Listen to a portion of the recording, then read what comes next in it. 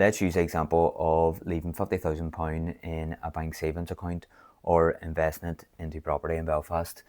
So you have your £50,000, right? So you leave that in the bank, you get 3% per year, 1,500 in interest, right? Not bad. Times 10, over 10 years, you'll get £15,000 in interest. So not too bad. And then if you invested that in property, let's say you get a 10% return every year on the rental income, that is 5,000 per year, right? So times that by 10, £50,000 over the 10 years, right? So as you can see here, massive difference, right? But that's not the best thing about that. Let's say you bought a property worth £100,000 at the time, right?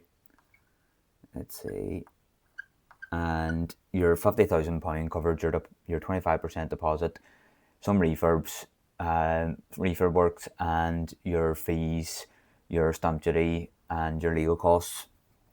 So you're all on for 50,000, right? But since you maybe done a bit of work to the property, you might have put down new carpets, new floors, maybe updated the bathroom and kitchen, that property's going to be worth more after you've done that work. However, if you left that property for 10 years, considering that, you would also have benefited from capital growth. So that means that the property value has gone up by 3 to 4% per year. So let's be conservative and call it 3% a year. So that's about 30% over the 10 years.